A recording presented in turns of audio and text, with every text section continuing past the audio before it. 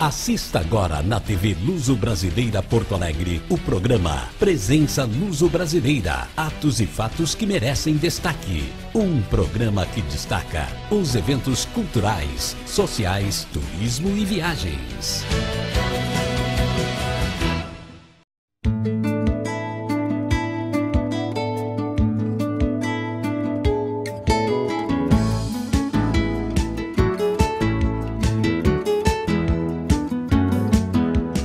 TV Luso-Brasileira Porto Alegre, cita na Rua Palácio de Castro 154 e com extensões na Rádio Açores da Zenha e TV Rádio Velha Capital de Viamão. E neste ato, nesta manhã de 2 de abril, nós vamos proceder a 2 atos que consideramos de muita importância. A apresentação da obra Autores Luso-Brasileiros e lançamento do Prémio Camões. No primeiro ato, a apresentação da obra Autores Luso-Brasileiros tem como agentes ou presentes o secretário de Cultura de Tramandaí, Paulinho Riccoli, ou Paulo, tem outro nome, Paulo Ricardo de Oliveira. Ricardo de Oliveira, portanto é a mesma pessoa, Paulo Ricardo de Oliveira, nome artístico Paulinho Riccoli, e assim assina na coletânea. E portanto os nossos atos principais são estes. Queremos apresentar, portanto, a obra Autores Luso-Brasileiros, uma excelente coletânea, e queremos depois falar do Prémio Camões. E então nós vamos convidar o escritor Paulinho Riccoli, que já vez que eu e ele, que somos 2 dos editores, ele agora poderá dizer do que bem entende deste ato. Muito bem, professor Antônio, quero lhe saudar, lhe agradecer o convite, saudar todos os membros da mesa, todos os telespectadores dessa TV que leva essas informações tão importantes para a continuidade da nossa história. Então, eu falo primeiro como secretário de Cultura de Tramandaí, que é uma cidade no litoral norte do Rio Grande do Sul, que se constitui em muito pela cultura, por todo o legado que os portugueses trouxeram e foram colonizando as nossas terras. Nós que somos tramandaienses, somos um pouco tupi-guaranis, nós somos um pouco gaúchos, somos um pouco negros e somos bastante açorianos. Tramandaí é uma cidade que se destaca em várias temáticas, uma delas a nossa Festa Nacional do Peixe. E essa culinária, bem como tantas outras danças típicas que nós herdamos dos Açores. Estava conversando há pouco com o Chico, nosso colega escritor, que faz um belíssimo trabalho de resgate da história açoriana. Então nós vemos no nosso dia a dia, professor, o quão nós somos açorianos e mal sabemos. Quando se come um doce de arroz de leite, quando se prepara um peixe na brasa, quando se tem uma dança tradicionalista, seja da cana verde, que tudo isso advém dos Açores. Então Tramandaí é uma cidade que preserva a sua sala açoriana, tem muito prazer em ter a sua sala açoriana postada no Museu Histórico Professora Abrilina Hofmeister. Quem for a Tramandaí, por favor, visite o Museu Histórico Abrilina Hofmeister e conheça a nossa sala açoriana. Então eu quero lhe parabenizar, professor, por essa iniciativa de termos tantos autores aos quais eu tenho a honra de fazer parte dessa obra que hoje estamos lançando aqui no Instituto Cultural Português, e dizer que é um prazer poder fazer parte da história acontecendo no Brasil, no Rio Grande do Sul, por iniciativas como a sua e de todos os nossos colegas que integram essa obra, que fazem com que a nossa história permaneça viva, porque um povo que não sabe de onde vem, mal sabe para onde vai. Então é um prazer poder fazer parte de uma iniciativa dessa monta, dessa grandeza, e dizer que a cidade de Tramandaí está de portas abertas ao povo de Portugal, que nós possamos conseguir cada vez mais fortalecer esse laço de Tramandaí e Açores. A nossa Festa do Peixe, que eu já citei, na sua 33ª edição que ocorreu neste ano, teve uma novidade, professor. O senhor bem viu que nós criamos uma Vila Açoriana. E essa Vila Açoriana foi composta por 9 casas, demonstrando a arquitetura da Ilha dos Açores. Mas por que 9? Porque o arquipélago dos Açores se compõe por 9 ilhas. Então foi uma homenagem que a administração do prefeito Juarez em Tramandaí quis fazer a esse povo que faz parte da nossa história. Então eu termino a minha fala aqui agradecendo. Eu só tenho a agradecer por essa belíssima obra que reúne autores luso-brasileiros. Então eu tenho ao meu lado aqui um outro Luiz, que não é de Camões, mas é o Luiz Nicanor, mas que eu acredito que tem a mesma grandeza que Luiz de Camões nessa obra, bem como tantos outros autores que a compõem. Muito obrigado, professor. Tramandaí está à disposição.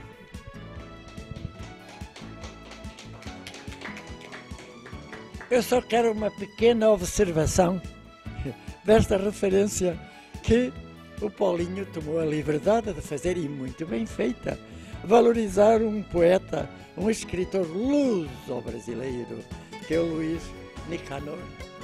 Ele merecia mais consideração até do Instituto Cultural Português por aquilo que escreve, e sempre de temática e sempre dentro da espiritualidade, da fala e do sangue luso-brasileiro, porque ele escreve muito bem na língua portuguesa, que aliás já era tempo de ser chamada língua luso-brasileira. E ele participa também nesta coletânea, e ele com um texto excelente e maravilhoso.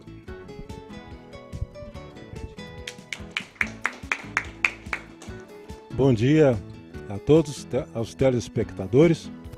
Realmente é uma emoção muito grande participar dessa solenidade agora de lançamento, dessa maravilhosa antologia, que eu teria muito a falar.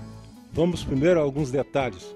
O Paulinho Rícola, que é do meu lado, secretário da Cultura de Tramandaí, eu tenho a honra de tê-lo como genro, e ele está aqui me acompanhando junto com a minha filha Amanda, muito amada, que eu digo Amandinha. E ele fez uma comparação que eu fiquei emocionado, mas eu tenho que fazer um reparo. Comparar com Camões, eu fico até sem jeito, porque eu respeito demais Portugal, gosto demais dos escritores portugueses. Poderia citar uma centena aqui agora, mas 2 são imbatíveis: Camões e Fernando Pessoa. Outro detalhe é que eu concordo muito com meu amigo e querido amigo Antônio Soares, que para mim é um dos maiores polímatas da atualidade. Eu tenho uma admiração incrível com os trabalhos dele, com as coisas que ele escreve, com tudo que ele participa, que ele demonstra assim um conhecimento que as pessoas não devem conferir como inveja, mas com um motivo a seguir, aprender, querer chegar mais ou menos perto disso. É um homem que está completando 92 anos e continua firme, lúcido, sempre produzindo obras. Até eu devo fazer uma confissão: eu desde muito novo tenho participado de muitas antologias, muitos trabalhos, na medida do possível, porque eu só recentemente me aposentei da medicina, que me ocupava muito no interior. Mas devo falar com respeito a todas que a turma que eu estou convivendo aqui, né, nesse grupo luso-brasileiro, esses livros que eu comecei, esse é o 4º volume que eu participo, e pretendo, se Deus quiser, participar de muitos outros. É algo assim, parece que já é um prêmio. Não interessa se a gente vai ganhar algum prêmio. Participar desta antologia luso-brasileira já é um prêmio, e um grande prêmio. E eu aceito muito bonita essa proposta também do nosso querido Antônio Soares, de citar a nossa língua como língua luso-brasileira. Estaria muito mais com uma semântica atualizada. Seria muito importante. Mas eu não posso deixar de pegar o gancho do meu querido Antônio Soares, porque ele gosta demais desse meu poema aqui. E houve uma coisa assim, como é que eu vou comentar assim, parece que é uma telepatia. Porque quando eu fui convidado para participar dessa obra, eu fiquei na dúvida que poema eu enviaria, qual o tema. É tema livre. Aí eu, claro, baseando nos estudos, nos livros, por exemplo, Matinais, o livro que eu gosto demais do nosso Antônio Soares, ele fala e comenta coisas de mitologia. Eu digo, vou tentar escrever um assunto mitológico, porque vamos falar assim, eu já escrevi até um livro, isso não vem ao caso agora falar, mas é um livro sobre mitologia grega. E eu gosto muito também da mitologia escandinava, da mitologia egípcia. E nesse caso aqui, eu peguei como tema a mitologia egípcia. E há um fato muito curioso da mitologia, que as 9 divindades, numa certa época da história mitológica, se reuniram que haviam de criar uma faraó mulher. E para conseguir isso, escolheram o deus Amon-Ra para ser o pai dessa faraó. E ele faria como o anfitrião da mitologia grega, que até tem uma piada a respeito, que não vem ao caso falar agora, para não interromper. Ele ficou para assumir o corpo agora eu não vou... Tutmoses, que era o marido da mulher que ia ser a mãe desta faraó. E aí eu faço vamos supor, eu não vou citar só a mitologia aqui, que seria não diria um pastiche, mas seria uma imitação sem muita consequência. Então, me arvorando com alguma ideia poética, que a gente sempre tem que estar usando metáforas e figuras, eu analisei a seguinte situação. Esse Deus, cobrindo aquela mulher ali na hora do ato sexual para gerar a anfitriã, ele começou a ver, aí ele se deu conta da importância que tem uma mulher. E ele, sentindo aquele prazer de estar com ela, ele ficou desesperado, porque ele disse, ela está me aceitando na temeridade, porque eu sou um Deus. E ele queria se sentir um homem, ser amado como um homem. E aí, no caso, ele começou a prestar atenção e perturbou até o ato. Até que ele percebeu o quanto a mulher que entendeu a mensagem dele o acolheu. Só que eu não quero estragar o poema explicando tudo, mas a ideia é essa. No caso, assim, a essência do poema é como a importância da mulher, porque o Deus se sentiu menor do que a mulher. Ele era um Deus, Amon-Ra. Então é assim, somos todos Amon-Ra, porque o homem, na verdade, na hora ele pode ter a mulher que ele mais ame, mas tem uma hora que ele fica na dúvida. Será que ela está pensando em outro? Será que eu sou o tal mesmo? Então, este é o sentido do poema. Mas não quero exagerar muito. É claro que os poetas têm, como se diz, a licença poética. Então, eu com muita honra, muito feliz de estar com esse pessoal tão maravilhoso que está aqui, acompanhado. Eu viria sozinho, eu estava já saindo para aqui de manhã cedo, eu viria sozinho. Aí eu recebia aviso do Paulinho Rico e da Amanda, que estavam a caminho de cá. Porque as pessoas que iriam comigo estavam envolvidas em outros problemas e não poderiam comparecer. Então, agradeço demais a presença deles aqui, agradeço demais ao nosso professor Antônio Soares de eu ter essa chance de fazer parte desse grupo, que até já me convidou muito para a Academia Luso Brasileira, mas é outros assuntos pessoais, não vou entrar nisso agora. E agradeço muito também de eu ser amigo do Moacir, o nosso cineasta ali, porque ele é um escritor também, é muito representativo, gosto muito do trabalho dele e é uma honra estar aqui com todos. Um bom dia para todos.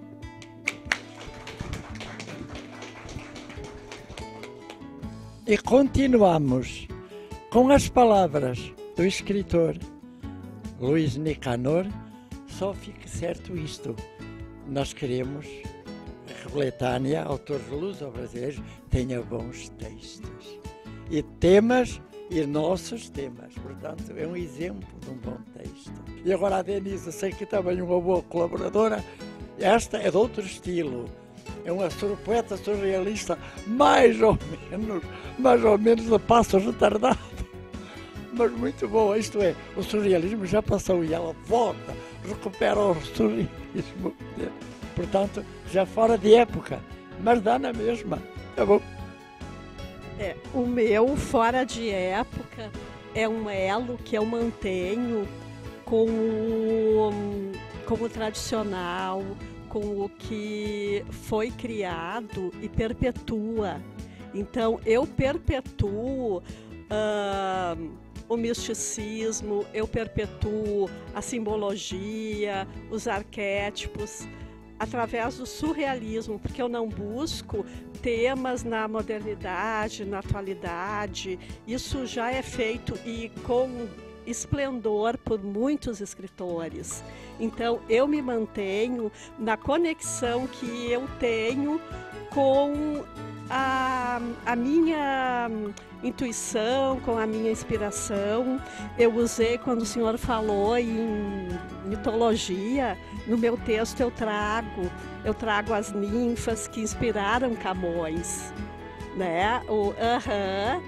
Então eu solto, eu não tenho assim esse comprometimento com o que está sendo escrito, eu não tenho comprometimento com a lógica, porque a literatura, ela me dá este direito, a arte, ela valida esse trabalho. Mas o que eu tenho para falar assim, de mais importante, que me tocou muito, é essa capa aqui. Eu quero agradecer a cada um de vocês, o professor em especial, por essa aceitação que eu sempre tive no Instituto e que eu vejo assim que é da casa. É uma casa portuguesa, com certeza, de portas abertas. E quando o senhor se apresentou como secretário de Cultura, valorizando o trabalho dos escritores, do professor Antônio, eu me senti bastante constrangida, muito, porque eu não conseguia abrir as portas da minha cidade através da Casa de Cultura da minha cidade. Porque para fazerem o lançamento desta coletânea linda, maravilhosa, o secretário me disse, ao lado do professor, só por edital. E a partir desse momento que um secretário fala para um senhor de 92 anos que para ele fazer o lançamento de uma coletânea na minha cidade, onde tem a Casa dos Açores, eu é que fecho as portas. Eu é que fecho as portas, eu é que não quis entrar. Me disseram, não, mas faz por edital. Eu disse, não, obrigada, eu não quero. O professor, ele tem que ser não somente convidado, ele tem que ser trazido, buscado e tem que ter um tapete vermelho para ele entrar. Então, eu sou uma pessoa assim, que, tu compra briga, tu briga com todo mundo. E eu tenho o maior orgulho disso, de honrar as minhas escolhas, as minhas opções, as pessoas com quem eu tenho orgulho de compactuar, de participar. E essa coletânea aqui, para mim, ela é um ato de resistência do professor Antônio Soares, que quando ele diz, eu faço a revelia, ele faz mesmo a revelia porque ele tem que fazer. Porque eu, bem mais jovem, e muitos outros, às vezes a gente... não, vai empurrando, né? Vai.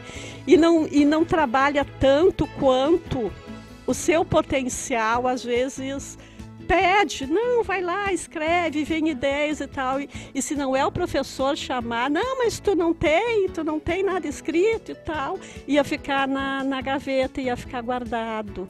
Então ele me passou esse legado, sabe, de continuar, se as portas fecharem, igual eu vou continuar trabalhando, igual vai ter sempre pessoas como vocês, vai ter sempre um núcleo que nos acolhe. Então eu quero agradecer, assim, que Deus abençoe muito essa casa, vocês, para que vocês consigam dar continuidade ao trabalho do professor. Enquanto ele estiver conosco, ele vai estar puxando o barco. Obrigada, professor. Mais algum depoimento?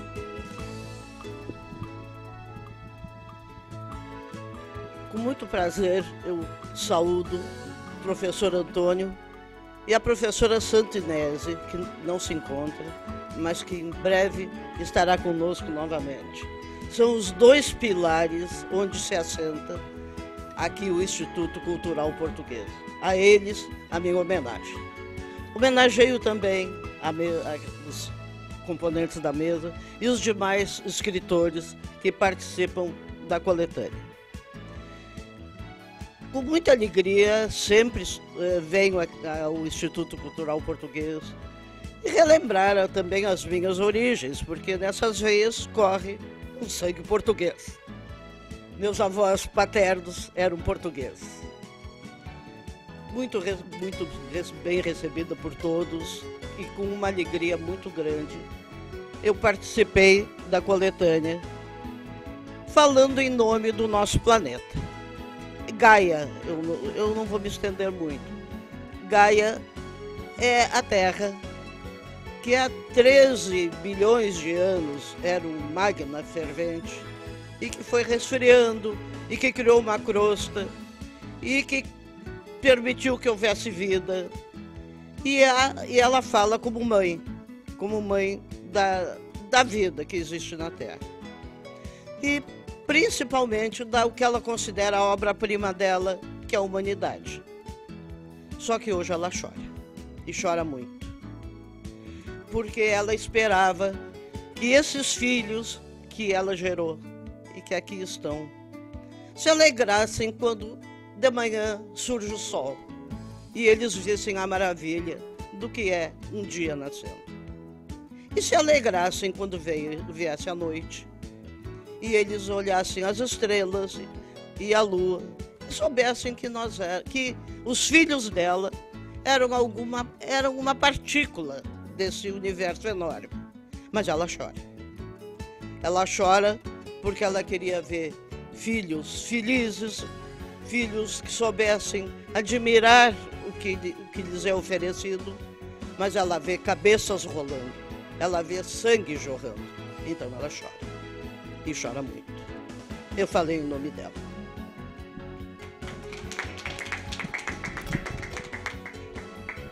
Continuamos. Portanto, de Ana Pinho, tenho a ressaltar o seguinte: uma excelente colaboradora de autores luso-brasileiros e também da revista Causótica. Eu quero lembrar que ela escreve muito bem, sobretudo artigo de informação. Artigos no sentido pleno do termo. Artigos que são ensaios muito bem elaborados.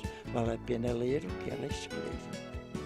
Causótica e livros que vai editando. E nós a convidamos que ela tem de fazer um caderno dos melhores artigos que publicou para ser uma publicação de Edições Caravela, que é a editora luso-brasileira. E agora nós vamos passar a palavra.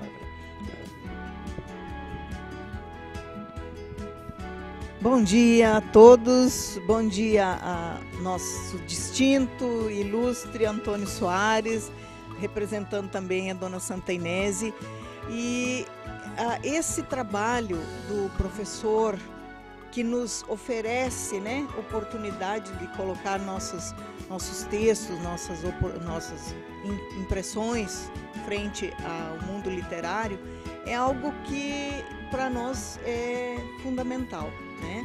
deixa esse elo maravilhoso entre uma boa entidade com boas pessoas, com boas intenções. Então, aqui nós temos 40 escritores nesta edição. Então, é muito significativo esse livro, que traz informações sobre todos esses municípios que estão aqui listados, né? E muito importante, porque eu represento aqui, e com muito orgulho, a cidade de Triunfo, que tem 4 escritores de Triunfo aqui. E colaboradores próximos a nós também, dos municípios próximos, que estão sempre junto conosco. Então, dizer para o seu Antônio que escrever sobre Corpo Santo, que foi o meu trabalho aqui, e que eu comentei, né, dentro do trabalho, o codinome de Corpo Santo, o professor Antônio me trouxe hoje uma reflexão muito importante, quero compartilhar com vocês, que é justamente a espiritualidade. Corpo Santo talvez tenha se inspirado muito nessa parte, que ele era muito fervoroso também, para se dar esse codinome. Tem uma simbologia muito interessante e eu vou compartilhar isso com os pesquisadores, com os escritores que estão sempre conosco, né, trabalhando essa obra literária linda que é a enciclopédia que ele nos deixou. Então, aqui nós temos hoje também o nosso recente ex-secretário da Cultura, o Fabrício Viegas, que é um historiador, que é um pesquisador maravilhoso para a nossa cidade. E eu acho que o professor Antônio está convidando ele para chegar aqui e a gente vai compartilhar isso com o Fabrício também. Então, desde já, eu agradeço muito a possibilidade de estarmos juntos e é isso que a gente quer, literatura, que caminhemos juntos, a arte, o teatro nos permite que a gente faça essas analogias, esses trabalhos que a Ana traz muito bonito também, né? Então, é isso. Estamos no melhor lugar com as melhores pessoas. Muito obrigada. Sim, convidamos um retardatário, não é? Deve ter adormecido, não é? Nestas noites de inverno, mas chegou a tempo e horas. Ele tem que dar um depoimento, porque ele ajudou na primeira fase, ele colaborou na organização. Porque a nossa forma de colaborar é cada sala açoriana, que é chefiada por um secretário municipal, assessor, portanto, do prefeito, ele toma parte na elaboração da obra. E ele foi ao tempo, quando a obra até foi terminada, ele ainda era secretário também, aliás, municipal de cultura, de Triunfo. Portanto, ele poderá dizer alguma coisa. Hoje não é mais, mudou de profissão, ao ter local. Mas o ato dele e o trabalho permanece como notório e muito válido. Fabrício, parabéns e vamos então pela sua vinda, agradecemos. E agora dê um depoimento sobre a obra que você ajudou a elaborar.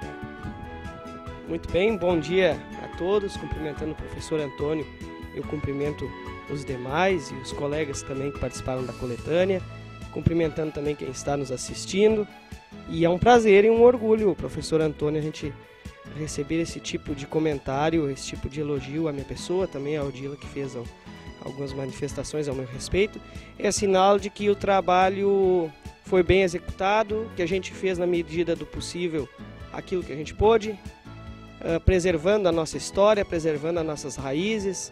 Triunfo, que é uma terra de portugueses e posteriormente de açorianos, de alemães, italianos que foram chegando e constituíram um povo hospitaleiro, um povo ordeiro e que manifesta as nossas tradições, as nossas culturas através da escrita, através dos nossos escritores que estão aqui também muito felizes de poder compartilhar com eles um pouco da nossa trajetória.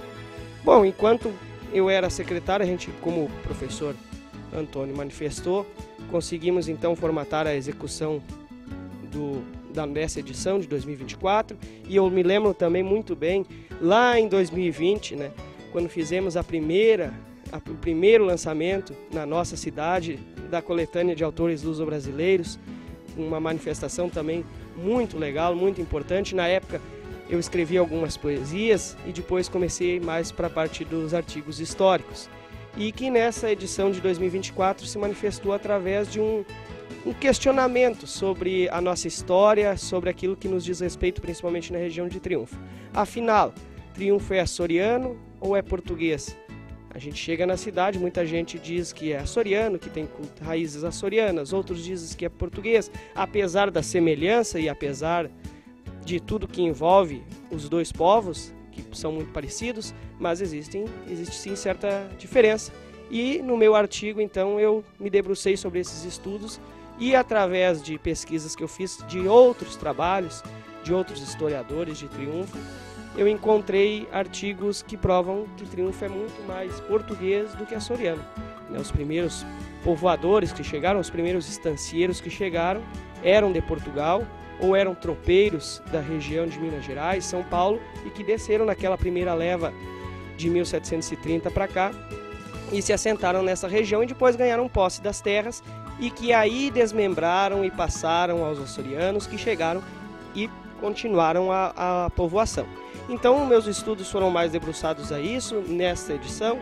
Vamos preparando as próximas, agora de forma colaborativa, com textos, com artigos, mas estou sempre à disposição, o professor Antônio sabe disso, estou sempre à disposição dele, à disposição do Instituto Cultural e à disposição também dos amigos para o que precisarem. Estou à disposição para poder contribuir no que for preciso. Tá bom? Obrigado. Vejam, portanto, uma contribuição muito importante.